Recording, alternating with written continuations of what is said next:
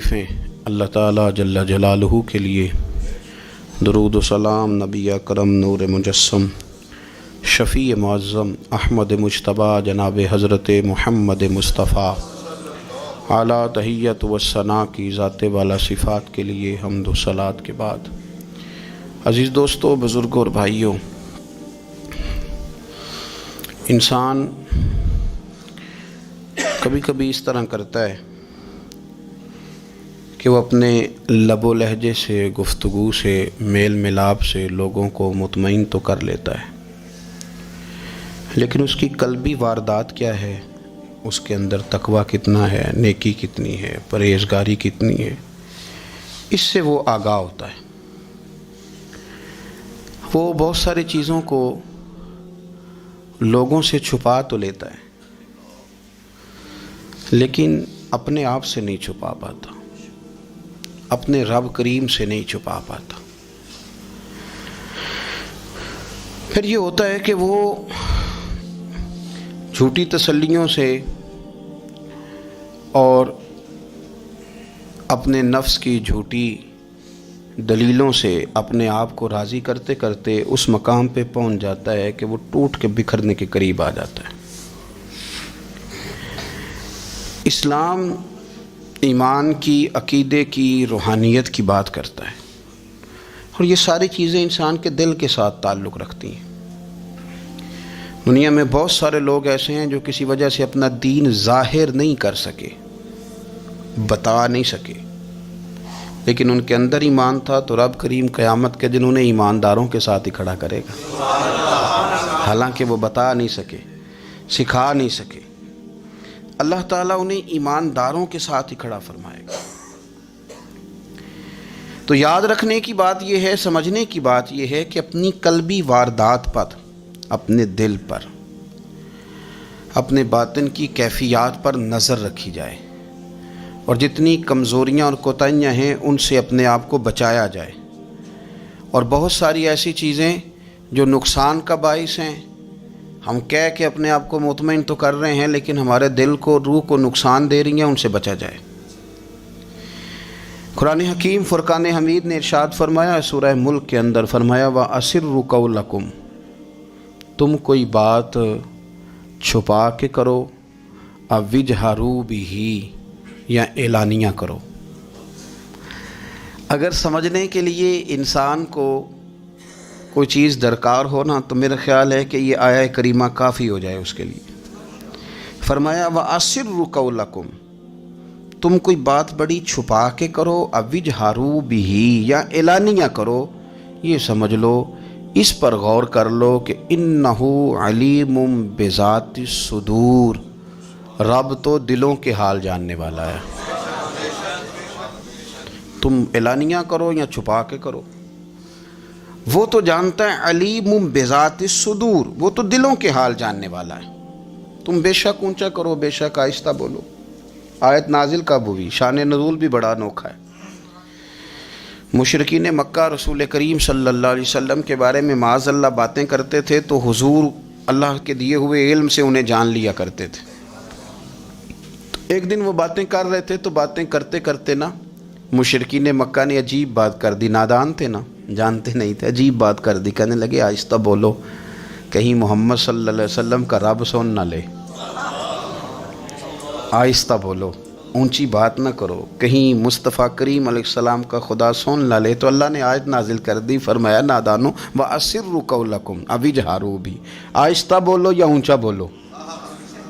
اور شارحین نے، مفسرین نے لکھا ہے نہ بھی بولو، آہستہ بولو یا اونچا بولو، یا بے شک تم کوئی بات زبان سے ادا نہ بھی کرو، اِنَّهُ عَلِيمٌ بِذَاتِ الصُّدُورِ، رب تو تمہارے دلوں کے حال جاننے والا ہے، اسے تو پتہ ہے تم نے سینے میں کیا چھپایا ہے، حسد چھپایا ہے کہ رشک چھپایا ہے، عداوت چھپائی ہے کہ محبت چھپائی ہے، اسے تو پتہ ہے، اسے خبر ہے، اس لیے کہ وہ نظر ہی تمہارے دل پہ رکھتا ہے، اسے پتہ ہے تمہارے اندر کیا ہے۔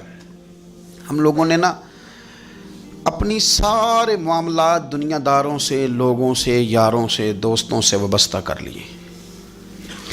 ہمیں تعریف بھی بندوں سے چاہیے، ہمیں اچھے ہونے کا جو ڈگری ہے وہ بھی بندوں سے چاہیے. ہم بندے بڑے نیک ہیں، یہ بھی لوگ کہیں تو پھر ہم مطمئن ہیں. ہم صحیح راستے پہ چل رہے ہیں، یہ سند بھی بندوں سے چاہیے. ہر بات پر اعتماد خلق، ہر وقت لوگوں پر ہی دھیان، لوگوں پر ہی توجہ، لوگوں کے معاملات ہی ڈسکس کرنا. بھئی یہ تو تیرے ذمہ ہی نہیں. تجھے تو کہا گیا ہے کہ وَمَن يَتَوَكَّلْ عَلَى اللَّهِ، تو اپنے رب کی ذات پر بھروسہ کر، فَهُوَ حَسْبُهُ، وہ تیرے لیے دنیا میں بھی کافی ہو جائے گا، آخرت میں بھی کافی ہو جائے گا. وہ تیرے لیے کافی ہے تیرا رب رسول. تو اللہ رسول کی جانب توجہ کر. ہماری ساری معاملات بندوں کے ساتھ مطلب فلانے کو کیا مل رہا ہے، فلانا کدھر جا رہا ہے، فلانے کے پیسوں پہ میرا کتنا حق ہے، فلانا آگے نکل گیا، فلاں پیچھے رہ گیا، فلاں نے محبت سے نہیں دیکھا، فلاں نے یہ کر دیا. آپ ساتھ چھوڑیں. یہ تو ہر وقت تو ذکر آپ کو اللہ کا کرنا تھا. یا ایھا الذین آمنوا اذکروا اللہ ذکرا کثیرا وسبحوہ بکرۃ واسیلا. یہ جو آپ ہر وقت بندے کر رہے ہیں یہ تو آپ کو حکم ہی نہیں ہے. آپ نے تو ہر وقت اللہ اللہ کرنی تھی. تو جو کام کرنے کا تھا وہ چھوڑ دیا، جو نہیں کرنا چاہیے تھا اس پہ بحث شروع کر دی. پھر دل کے اندر مد و جزر خراب ہوتے ہیں، قلبی واردات بگڑ جاتی ہے، حسد پیدا ہوتا ہے، انسان کو لالچ پیدا ہوتا ہے، انسان حریص ہو جاتا ہے، انسان لوگوں سے عداوتیں پال لیتا ہے. کبھی ایسا کام نہ کرے. شہد بڑا میٹھا ہوتا ہے.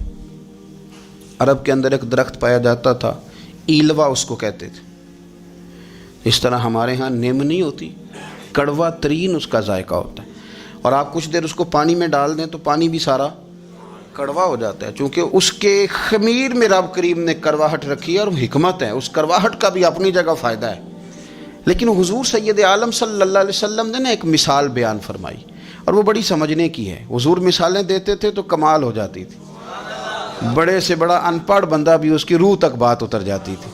کریم محبوب علیہ السلام فرمانے لگے کہ اگر ایلوا درخت کے کچھ ٹکڑے شہد میں ڈال دیے جائیں نا تو شہد سے زیادہ میٹھی چیز کوئی نہیں ہوتی. تو حضور فرماتے ہیں کہ وہ ایلوا کا درخت جو ہے وہ شہد کو بھی بگاڑ دیتا ہے، اس میں کرواہٹ پیدا کر دیتا ہے. حالانکہ وہ بڑا میٹھا تھا، اپنی جگہ اس کی مٹھاس میں کوئی کسی قسم کی کمی نہیں تھی، لیکن وہ ایلوا کے درخت نے اسے بگاڑ دیا.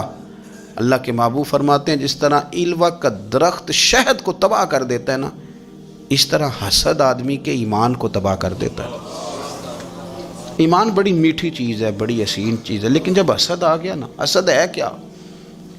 حسد بندوں سے نہیں ہوتا، یہ سمجھ لیں.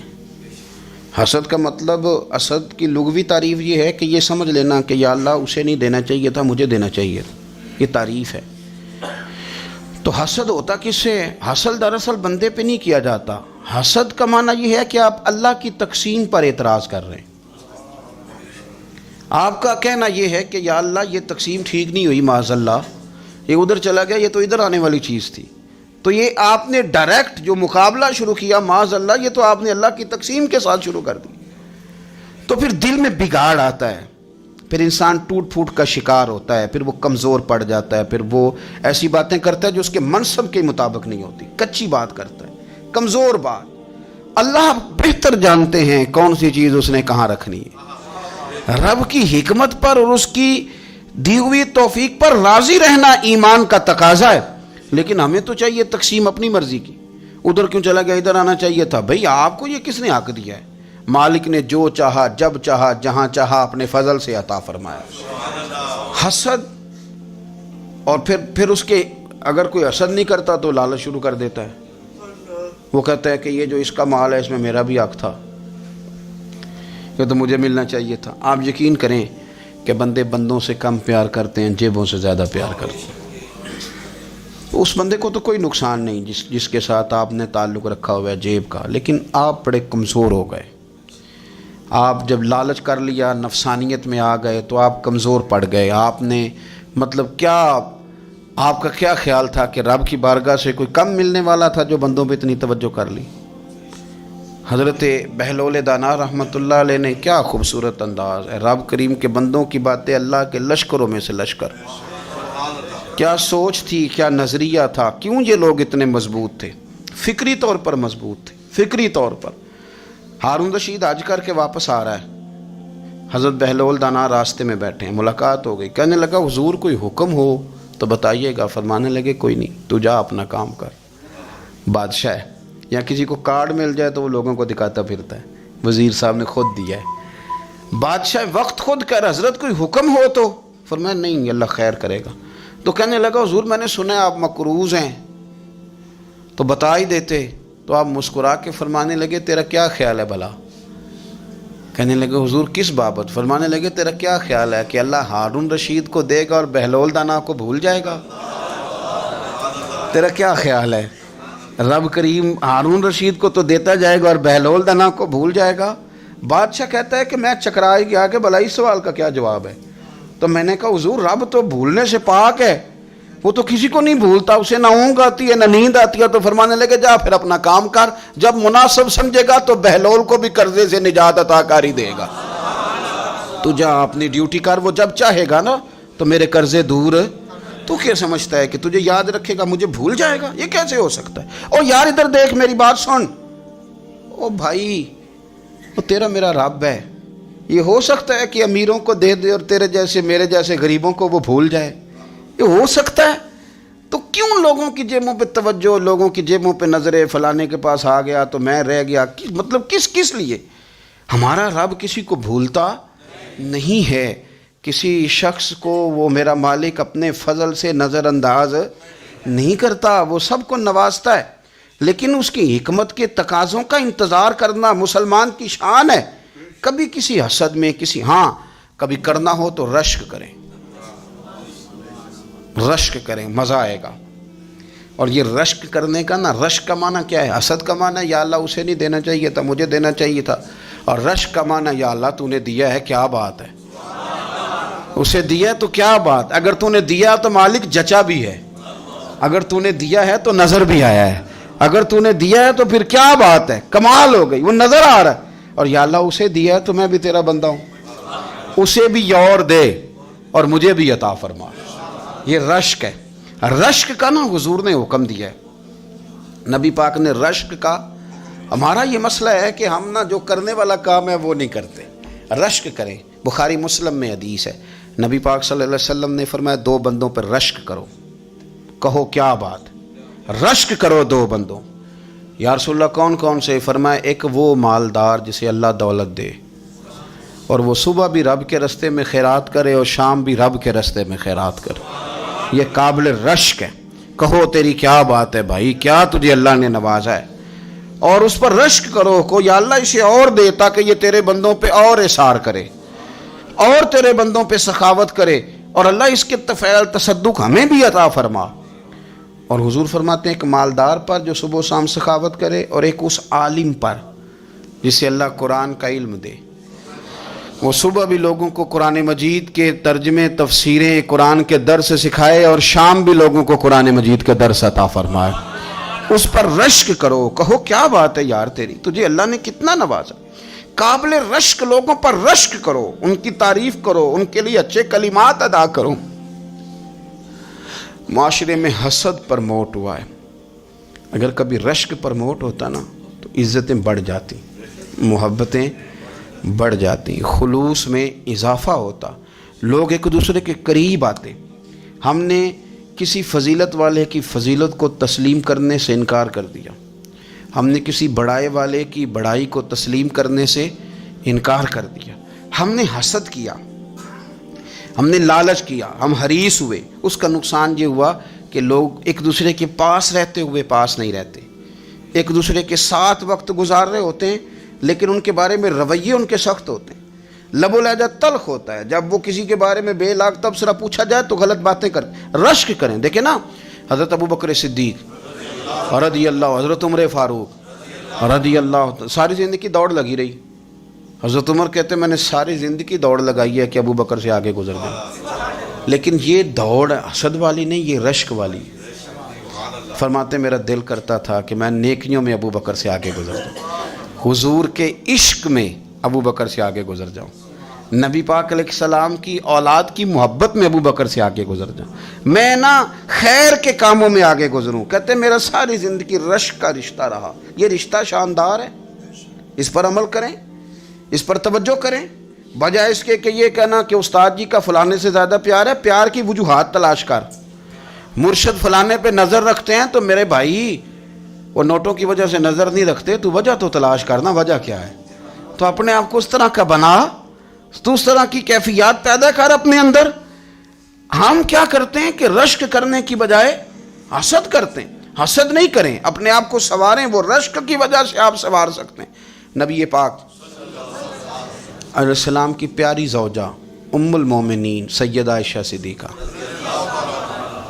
بڑی شان ہے اس خاتون کی، بڑی عظمت ہے ان راہوں کے صدقے جن رستوں سے سیدہ پاک کی سواریاں گزرا کرتی. کیا درجہ اللہ نے دیا ہے سیدہ عائشہ صدیقہ کو. کہتی ہیں حضور کا وصال میری گود میں ہوا ہے. اور مولا علی شیر خدا فرماتے ہیں میں نے حضور کو سب سے زیادہ عائشہ صدیقہ سے پیار کرتے ہوئے دیکھا. اور عائشہ صدیقہ رضی اللہ تعالیٰ عنہ فرماتی ہیں میں نے حضور کو سب سے زیادہ فاطمہ الزہرا سے پیار کرتے دیکھا. یہ الگ ماحول ہے ان کا آپس میں. تو حضرت عائشہ صدیقہ اتنا بڑا مقام، لیکن وہ فرماتی ہیں میں نے ساری زندگی سیدہ خدیجۃ الکبریٰ پہ رشک کیا. میں نے کہا کیا بات تھی اس خاتون کی جو وصال کر گئیں، لیکن شاید کو دن خالی جاتا ہو کہ مدینے والے ان کی وفاؤں کا ذکر نہ کرتے. شاید کوئی خالی دن جاتا. کہتی ہے میں نے اتنا قابل رشک ماحول نہیں دیکھا. ایک دن حضور گھر میں گوشت لائے اور مجھ سے فرمایا عائشہ گوشت پکاؤ. تو میں اسے صاف کرنے لگی تو حضور فرمانے لگے شوربہ ذرا زیادہ کرنا. میں نے عرض کی حضور کیا کچھ مہمان آئیں گے گھر میں؟ تو فرمایا نہیں عائشہ، مدینہ منورہ میں نا مجھے پتہ چلا ہے خدیجۃ الکبریٰ کی کچھ سہیلیاں آئی ہیں، تو شوربہ بنا، میں انہیں پہنچاؤں گا. خدیجہ کی سہیلیوں کو شوربہ زیادہ پکا ذرا. تو حضرت عائشہ صدیقہ کہتی ہے میں نے بڑے نرم لب و لہجے میں بڑی بنا سوار کے مسجع مکفہ چن کے جملے بات کی. میں نے عرض کی حضور سنا ہے وہ آپ سے 15 سال عمر میں بڑی تھیں، نکاح بھی پہلے ہو چکا تھا، اور بتاتے ہیں لوگ کہ بظاہر کوئی حسن و جمال بھی اس ماحول کا نہیں تھا. حضور اللہ نے آپ کو جوان اور خوبصورت بیویاں دی ہیں، پر میں جب بھی سنتی ہوں جناب خدیجہ کا ذکر ہی سنتی ہوں. میں نے رشک کے انداز میں کہا. کہتی میں بات کہہ کے خاموش ہو گئی، اور جب میں نے نظر اٹھا کے دیکھا تو حضور کی آنکھوں میں آنسو. نبی پاک صلی اللہ علیہ وسلم کا یہ انداز دیکھا تو میں نے کہا حضور میں رب رسول کی بارگاہ میں توبہ کرتے ہیں، اب تو رو دیے. تو حضور فرمانے لگے عائشہ یہاں جو بھی آیا ہے نا وہ سکھوں اور آسانیوں کے دنوں میں آیا ہے، اور خدیجہ میری ان دنوں کی ساتھی تھی جو میرے تکلیف کے دن تھے، میری آزمائشوں کی، میری پریشانیوں کی میری ساتھی تھی. جب لوگ مجھے تکلیف دیتے تھے میں گھر جاتا تھا تو مجھے کہتی تھی حضور آپ تو صلہ رحمی کرتے ہیں، غریبوں کا بوجھ اٹھاتے ہیں، آپ تو لوگوں کے ساتھ محبت سے پیش آتے ہیں، حضور آپ پریشان نہ ہوں، آپ کا رب آپ کو ہمیشہ عزتیں ہی عطا فرمائے گا. فرمایا وہ میری تکلیفوں کی اسے کیسے. میرے بھائی رشک کیا لوگوں نے ایک دوسرے پر، حسد نہیں کیا. ہم تو نا جی اپنی مرضی کے فیصلے کرتے کرتے پیچھے رہ گئے. ہم نے لوگوں کو پیچھے کرنے کا سوچا تھا لیکن ہم سب سے پیچھے رہ گئے. ہم نے سیاست اور سازش کی تھی کہ کچھ لوگوں کے دلوں پہ پیر رکھ کے میں اپنا قد اونچا کروں گا، کچھ کے سینوں پہ پیر رکھ کے، لیکن ایسا نہیں ہوتا. یہ ہوتا نہیں. آپ کسی کی جگہ نہیں لے سکتے اس لیے کہ رب نے سب کی جگہ اپنی اپنی بنائی ہوئی، سب کی جگہ. ہاں ایسا ضرور ہوتا ہے کہ کئی دفعہ نا ہم اپنے مقام کو گرا لیتے ہیں. وہ کسی نے کہا تھا کہ ایسا نہیں کہ تیری جگہ کوئی اور آ گیا، لیکن تیرا مقام بھی اب تیرا نہیں رہا. ہوتا یہ ہے کہ ہم نہ گرا لیتے ہیں اپنے آپ کو. اگر ہم رشک کا ماحول پیدا کریں، رشک کا، اور ہم کہیں کہ کیا بات ہے میں بھی سفر کروں گا، اس جانب جاؤں گا، بجائے یہ کہنا کہ فلاں آدمی بڑا آگے نکل گیا ہے، یہ کر کے نکل گیا ہے، وہ کر کے نکل گیا ہے، یہ کہنا کہ یار میں بھی رب کریم کی اس مدد کو تلاش کرتا ہوں جس کی برکت سے اللہ نے اس پر فضل فرمایا ہے.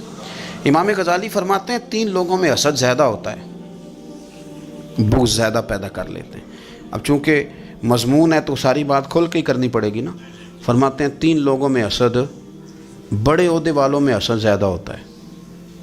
یعنی صوبائی وزیر کہتا ہے کہ حق میرا ویسے وفاقی وزیر کا تھا، اور وفاقی وزیر کہتا ہے کہ جتنا میرا تجربہ ہے نا مجھے بنایا وزیر اعظم ہی جاتا تو بات ٹھیک تھی. حسد زیادہ، بڑے عہدوں والوں میں حسد. اور امام غزالی فرماتے ہیں مالداروں میں حسد زیادہ ہوتا ہے. غریب نے غریب سے کیا جلنا ہے؟ جلنے کو شے ہی کوئی نہیں، کس سے جلیں گے؟ تو غریب تو بیچارہ 4 روٹیاں ہوتی ہیں تو کہتا ہے چلو ٹھیک ہے آ جاؤ، دونوں مل کے بیٹھ جاتے ہیں۔ غریبوں کے دوست بھی غریب، امیر حسد کرتے ہیں، وہ سودے پہ سودا کرتے ہیں، وہ ایک دوسرے کی کمزوریاں بیان کرتے ہیں۔ میں نے گاہکوں کو نفع لیتے دیکھا ہے، فلانے سے مال لیتے تھے جی، اس نے بڑا تنگ کیا، تو کہتا ہے اسی طرح کا تو مجھ سے خریدا کر۔ لوگ استعمال کر جاتے ہیں، وجہ بیچ میں کیا ہوتی ہے؟ حسد، عداوت، خرابی ہوتی۔ اور تیسری بات امام غزالی نے شاید میرے لیے کہی ہے، امام غزالی فرماتے ہیں علماء میں حسد بڑا ہوتا ہے، عہدیداروں میں، مالداروں میں اور علم والے لوگوں میں۔ وہ بھی اللہ کی تقسیم پر راضی نہیں ہوتے، چونکہ وہ سمجھتے ہیں مجھے یہ لفظ آتے ہیں، میری قابلیت زیادہ ہے، میں زیادہ پڑھا لکھا ہوں، تو یہ منصب بھی میرا تھا، یہ کام بھی میرا تھا، یہ بھی میرے پاس ہونی چاہیے۔ ایسا نہیں ہوتا، یہ تو رب کریم کی عطا ہے۔ میں کئی دفعہ کہہ چکا ہوں کہ کام لینے پہ آئے تو میرے جیسے بیکار آدمی سے کام لے لے، یہ اس کی عطا ہے۔ اب ہمیں کرنا کیا ہے؟ ہمیں اس کی تقسیم پر راضی رہنا ہے، اس کی تقسیم پر قربان جائیں۔ رسول پاک علیہ السلام سے صحابی نے پوچھا حضور عزت کیا ہے؟ فرمایا جو رب نے تجھے دیا اس پہ راضی ہو جا، اللہ عزت عطا کر دے گا۔ قناعت کر، جو اللہ نے تجھے دیا اس پر قناعت کر، اللہ تجھے عزت دے دے گا۔ حضور ذلت کیا ہے؟ فرمایا لوگوں سے لالچ نہ رکھنا، تو ذلیل ہو جائے گا، لالچ نہ کر۔ تیزی کے ساتھ پرموٹ ہوتی ہیں چیزیں، ہمیں سازش کرنی آتی ہے، ہمارا خیال ہوتا ہے کہ میں نے دوسروں کے پیسوں پہ کاروبار کرنا ہے، ہمارا خیال ہوتا ہے کہ پالٹی ڈال کے روٹی کھانی ہے، ہمارا خیال ہوتا ہے کہ کسی بندے کو کس طرح استعمال کرنا ہے۔ یاد رکھ لینا، کبھی بات نہ بھولنا، جو لوگوں کو استعمال کرنا چاہتا ہے وہ ساری زندگی استعمال ہوتا رہتا ہے۔ جو کسی شخص کو کسی مقام پر رسوا کرنا چاہتا ہے اپنی عزت بچا نہیں پاتا۔ جو آدمی لوگوں کو حقیر جانتا ہے اللہ اسے کبھی عزتیں عطا نہیں کرتا، وہ گڑھوں کے اندر گرتا چلا جاتا ہے۔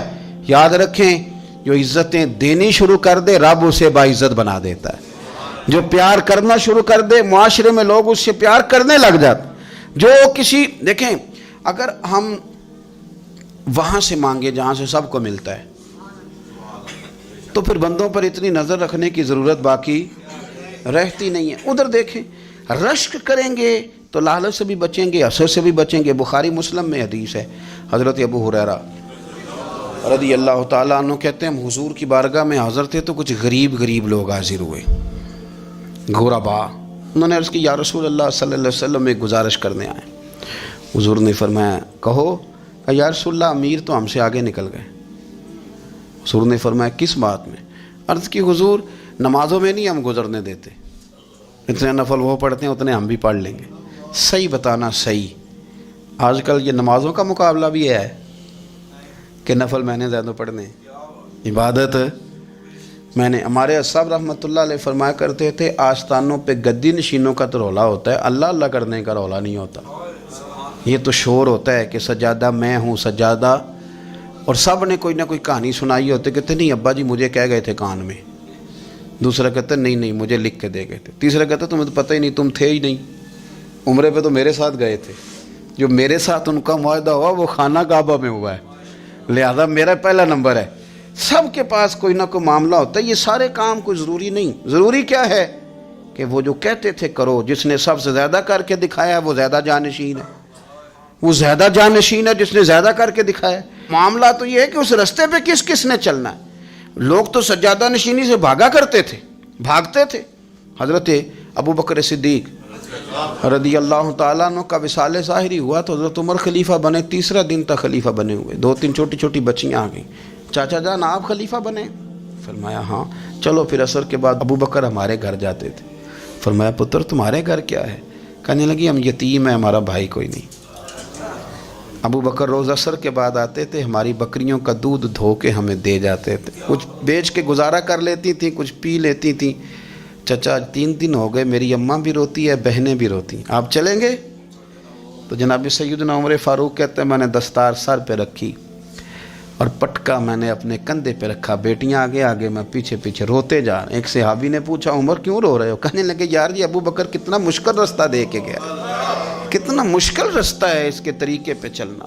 یہ لوگ تو سجادہ نشینی اتنا کٹھن کام تھا، لوگ بھاگا کرتے تھے، شوق آ گیا اب رسول کریم علیہ السلام کے حضور ناز حاضر ہو کے عرض کی حضور امیر آگے گزر گئے، نمازوں میں نہیں ہم گزرنے دیتے، ہم ان سے زیادہ پڑھیں گے، نفلوں میں نہیں گزرنے دیتے، زیادہ پڑھیں گے۔ یا رسول اللہ صلی اللہ تعالی علیہ وسلم، ہم انہیں نا تلاوت قرآن پاک میں نہیں آگے گزرنے دیں گے، وہ ہم زیادہ پڑھیں گے، لیکن حضور وہ مالدار ہیں، غلام آزاد کرتے ہیں، صدقات کرتے ہیں، خیرات، اس کا ہم کیا کریں؟ حضرت سیدنا ابو ہریرہ فرماتے ہیں کہ جواب تو حضور نے بعد میں دینا تھا، پر جب ان کا سوال ختم ہوا تو میں نے حضور کا چہرہ نور دیکھا تو رسول پاک کا چہرہ خوشی سے کھلتا ہوا مجھے نظر آیا۔ گویا یہ جو رشک ہے نا کہ نیکی میں آگے گزرنا، یہ حضور کو اتنا پسند آیا کہ ان کے سوال سے حضور بڑے راضی ہوئے۔ کریم فرمانے لگے، حضور فرمانے لگے میں تمہیں ایک وظیفہ بتاتا ہوں، تم وہ پڑھو، امیر جتنی بھی نیکیاں کریں گے نا اللہ تمہیں ان کے برابر ثواب دے دے گا۔ لے لو نسخہ، یہ کرو کام۔ یا رسول اللہ بتائیں، فرمایا رات کو نا 33 بار سبحان اللہ پڑھا کرو، 33 بار الحمدللہ پڑھا کرو، 34 بار اللہ اکبر پڑھا کرو۔ اب جتنی بھی نیکیاں امیر کریں گے نا تمہارے وظیفے کی برکت سے اللہ تمہیں ان کے برابر ثواب عطا کر دے۔ اب جناب ابو ہریرہ کہتے میں نے ان کے چہرے دیکھے تو مجھے یوں محسوس ہوا کہ جس طرح کسی بندے کی کھوئی ہوئی رقم مل جائے تو وہ راضی نہیں ہوتا، کھوئی ہوئی رقم مل جائے تو بڑا جیسے کوئی اس کے ہاتھ، چلیں اپنا ترجمہ کر لیتے ہیں، کمیٹی نکلنے پہ نہیں بندہ بڑا راضی ہوتا کہ 11 مہینے سے دے رہا تھا، 10 مہینے سے چلو نکل ہی آئی ہے، شکر ہے اللہ کا، بڑا خوش ہوتا ہے بندہ، بڑا راضی ہوتا ہے۔ اس طرح ان لوگوں کے چہرے کھل اٹھے، کیا بات ہے حضور، بس اب نہیں ہم گزرنے دیتے۔ گھر چلے گئے، وظیفے پڑھنے لگے۔ کچھ دنوں کے بعد ان میں سے کچھ لوگ واپس آئے۔ حضرت ابو ہریرہ کہتے ہیں مجھے چونکہ وہ پرانی بات یاد تھی تو میں دلچسپی سے ان کا آنا جانا دیکھنے لگا۔ وہ کریم کی بارگاہ میں آ کے بیٹھے تو ان میں سے ایک شخص بڑی پریشانی کے ساتھ کہنے لگا حضور بڑی پریشانی لگ گئی۔ فرمایا کیا ہوا؟ عرض کی یا رسول اللہ صلی اللہ علیہ وسلم وہ جو آپ نے وظیفہ بتایا تھا نا، میرے کچھ پڑوسی امیر ہیں وہ تو انہوں نے بھی سن لیا ہے حضور، رات میں نے سنا ہے وہ مالدار بندہ ہے، صدقے خیرات بھی بڑے کرتا ہے، غلام بھی بڑے آزاد کرتا ہے، پر وہ بھی سوتے وقت 33 بار سبحان اللہ پڑھ رہا تھا، وہ تو اس نے بھی سن لیا حضور، وہ بات یہاں سے نکلی ہے، جانے کہاں کہاں پہنچی ہے، تو وہ بھی پڑھ رہا تھا حضور اب کیا بنے گا؟ تو کہتے ہیں اس کے سوال پر بھی میرے حضور بڑے ہی مسکرائے، باقاعدہ دہک ہو گیا حضور کے، دہک ہو گیا، سرکار کھول کے نہیں مسکراتے تھے، لیکن آج حضور اتنا مسکرائے کہ میں نے حضور کے مقدس دانتوں کی زیارت کر لی، دہک ہو گیا باقاعدہ حضور کا۔ حضور فرمانے لگے انہوں نے بھی سن لیا حضور، اور سن کے پڑھنا بھی شروع کر۔ اب بات کو سمجھیں کہ کسی امیر نے یہ نہیں کہا کہ یہ تو غریب کے لیے وظیفہ تھا، میں کہتا ہوں اللہ اللہ کا مزاج ہی نہیں، مزاج یہ ہے کہ سیاست کیسے کرنی ہے، چکر کیسے چلانا ہے، کوئی کہانی کیسے سنانی ہے، ادھر ان کو ملا، حالانکہ بات تو غریبوں سے ہو رہی تھی، حضور وہ تو انہوں نے بھی پڑھنا شروع کر دیا۔ اب ہم کیا کریں؟ تو رسول کریم نے فرمایا وہ بھی پڑھ رہے ہیں، حضور پڑھ رہے ہیں، تو فرمایا ذالک فضل اللہ یؤتیہ من یشاء، بھائی پھر یہ تو اللہ کا فضل ہے نا، وہ جسے چاہے عطا کرے۔ اب یہ حضور نے کہہ دیا تو حضرت ابو ہریرہ کہتے ہیں میں نے پلٹ کر ان لوگوں کے چہرے دیکھے، قربان جائیں، میں نے پھر ان کے چہروں پر اطمینان دیکھا، میں نے سکون دیکھا، اس لیے کہ وہ سمجھ گئے جب رب فضل کرے تو پھر فضل کے معاملے میں اللہ کے بندے بحث نہیں کیا کرتے، وہ مطمئن ہو کے گئے، کہنے لگے حضور پھر ٹھیک ہے، اگر مالک اس طرح تقسیم کر رہا ہے تو پھر ہم راضی ہیں اپنے رب کریم کی رضا پہ۔ اپنی زندگی جب آپ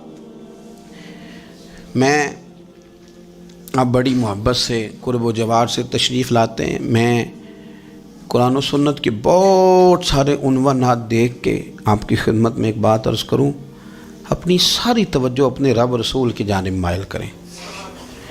جتنا آپ دائیں بائیں دیکھیں گے نا اتنا گاڑی کے ٹکرانے کا خطرہ بڑھ جائے گا، وسوسے زیادہ آئیں گے، الجھ جائیں گے۔ اتنا زیادہ دائیں بائیں نہ دیکھیں، یہ کیا کر رہا ہے، فلانا کیا کر رہا ہے، فلانے کا یہ معاملہ کس طرح کا تھا، نہ نہ نہ، آپ توجہ اللہ کی جانب رکھیں۔ دیکھیں میرا اور میرے رب کا معاملہ ٹھیک چل رہا ہے، اللہ رسول کے ساتھ میرے معاملات ٹھیک ہیں، یہاں تو آپ کسی کی اصلاح کریں گے، دعوت دیں گے یا دعا کریں گے، تنقید کی تو ویسے دین میں اجازت نہیں ہے، آپ نے یہاں کسی کی اصلاح کرنی اور وہ درد کے ساتھ کرنی، اور یہاں کسی کے لیے دعا کرنی ہے کہ یا اللہ اس بندے پہ رحم فرما، اسے بدل دے۔ تنقید کی اور طنز کی تو اجازت اپنا معاملہ رب کریم کے ساتھ، ہماری سوچیں کس طرح کی ہیں، ہمارے اندر ماحول کس طرح کا ہے، وہ چونکہ دلوں کے حال جانتا ہے، اور نبی پاک صلی اللہ علیہ وسلم نے فرمایا نہ تمہاری جیبیں دیکھتا ہے نہ تمہارے چہرے دیکھتا ہے، وہ تو جب دیکھتا ہے تمہارا دل دیکھتا ہے۔ اس کی کیفیت کیا ہے؟ حضرت انس بن مالک رضی اللہ تعالیٰ عنہ فرماتے ہیں، اس حدیث کو یاد رکھیے گا، حافظ منذری نے ترغیب و ترہیب میں لکھی ہے، فرماتے ہیں کہ حضرت انس بن مالک رضی اللہ تعالیٰ عنہ فرمانے لگے کہ ایک حضور کے ایک غلام، ایک صحابی بیمار تھے، تو حضور نے فرمایا انس چلو تیمارداری کرتے ہیں۔ کہتے ہیں حضور کے ساتھ گئے، نبی پاک صلی اللہ علیہ وسلم پہنچے، جب ہم نے اس شخص کو دیکھا تو حضرت انس کہتے ہیں ہم پریشان ہو گئے، چونکہ ہم نے اسے بڑا صحت مند دیکھا تھا، اب وہ کمزور ہو گیا، وجود پر بہت سارا گوشت دیکھا تھا، اب ہم دیکھ رہے ہیں کہ وہ ہڈیاں ہی ہڈیاں رہ گئی ہیں، چہرہ بڑا بارونق تھا، اب کمزوری ہو گئی۔ رسول کریم تشریف لے گئے اور حضور اس کی چارپائی کے سرہانے بیٹھے، اور جب حضور نے اپنا دست مبارک اس کے بالوں میں رکھا اور نبی پاک نے دست شفقت پھیرا تو کہتے ہیں اس شخص نے آنکھیں کھولی اور حضور کا چہرہ دیکھا تو اس کی خوشی کی کوئی انتہا نہ رہی، بڑا راضی ہوا، بڑا راضی، اور حضور نے اس کے لیے دعا کی، اس دعا پر بھی اسے بڑا اطمینان قلبی نصیب ہوا۔ کہتے ہیں حضور اکثر تیمارداری فرماتے تھے، پر آج نہ حضور نے ایک نرالی، انوکھی اور انفرادی بات ارشاد فرمائی۔ حضور نے فرمایا تو بڑا صحت مند تھا، کمزور ہو گیا، بڑا طاقتور تھا تو ضعیف ہو گیا، ایک سوال کا جواب تو دے۔ یا رسول اللہ فرمائیے۔ تو حضور فرمانے لگے اس حالت میں جب تو شدید بیمار اور تکلیف میں، یہ بتا کہ اس وقت تیرا اپنے رب کے بارے میں گمان کیا ہے؟ حضرت انس کہتے ہیں پہلے حضور بیماروں سے یہ سوال نہیں پوچھتے تھے، آج پوچھا، کیونکہ صحت میں لوگوں کی زبان پہ شکر ہوتا ہے اور بیماری میں شکوے ہوتے ہیں، معاذ اللہ۔ اس وقت اللہ کے بارے میں یہ سوچ حضور نے ہمیں دی ہے، تم نے ہر وقت یہ ذہن بنانا ہے کہ یہاں رب کریم کے بارے میں کیا تصورات پل رہے ہیں، آوازیں کیا اٹھ رہی ہیں، اس وقت تیرا اللہ کے بارے میں گمان کیا ہے؟ تو جناب انس بن مالک کہتے ہیں اس نے ہمیں اشارہ کیا کہ مجھے اٹھا کے بٹھاؤ، ہم نے بٹھایا تو کہتے ہیں پھر اس نے اپنی آنکھیں کھولی اور حضور کے چہرے نور پر نظر کر کے نظر جھکا لی، عرض کرتا یا رسول اللہ میں کمزور ہوں، بیمار ہوں، تکلیف میں ہوں، اٹھ نہیں سکتا، کھا نہیں سکتا، پر حضور ابھی بھی میرے دل سے آواز یہی نکلتی ہے کہ میرا رب بڑا ہی کریم ہے، میرا اللہ بڑا ہی مہربان ہے، وہ بڑا ہی معاف کرنے والا ہے، وہ اپنے بندوں سے پیار ہی بڑا کرتا ہے۔ آپ میری بات کو سمجھیں، کیفیت کیا ہے اور الفاظ کیا ہیں۔ حضور وہ مجھ سے بڑی محبت کرتا ہے، بڑے پیار والا ہے۔ یہ لفظ کہتے کہتے آواز بھرا گئی، آنسو نکل آئے، پھر اس نے تکلیف زیادہ محسوس کی تو وہ لیٹ گیا، اور پھر اس نے حضور کے چہرے نور پہ نظر ڈالی، کلمہ پڑھا، روح ہی پرواز کر گئی۔ حضرت انس بن مالک فرماتے ہیں ہم اس کے گھر سے نکلے، اور جب حضور اس کے کمرے سے باہر آئے تو رسول کریم نے پلٹ کر رک کر پھر پیچھے دیکھا اور فرمایا انس اگر کسی جنتی کی زیارت کرنی ہے تو میرے اس غلام کا چہرہ دیکھ لو۔ اس لیے کہ جن لوگوں کے نظریات رب کریم کے بارے میں اس طرح کے ہوں پھر ان کے خاتمے خیر کے ہوتے ہیں، پھر اللہ ان کے لیے جنت کے فیصلے فرماتا ہے۔ اپنے افکار میں، نظریات میں، سوچوں میں کوئی ضروری نہیں ہے کہ ہم لوگوں کو دو لفظ کہہ کے مطمئن کر لیں تو ہم خود ضمیر کے قیدی بن کے زندگی گزار دیں، یہ معاملہ ٹھیک نہیں، یہ صحیح نہیں چلتا۔ آپ اپنی قلبی واردات پر، قلبی خیالات اور تصورات پر کڑی نگرانی رکھیں گے، آپ دیکھیں گے کہ کہاں یہ مجھے خرابی کی طرف لے کر کے جا رہا ہے، کہاں یہ بدگمانیاں پیدا کر رہا ہے، کہاں یہ خرابیاں لا رہا ہے، یہ سختی پیدا کر دے گا، نفرتوں کو، لالچ کو، حسد کو، عداوت کو یہ بڑھا دے گا۔ آپ اپنے معاملات پر اپنے دل کو ہمیشہ حاضر رکھیں، اللہ اپنے محبوب کا صدقہ فضل کرے، وہ مقلب القلوب ہے تو وہ ہمارے دلوں کو اپنی طرف پھیر دے۔ آخر دعوانا ان الحمدللہ رب العالمین۔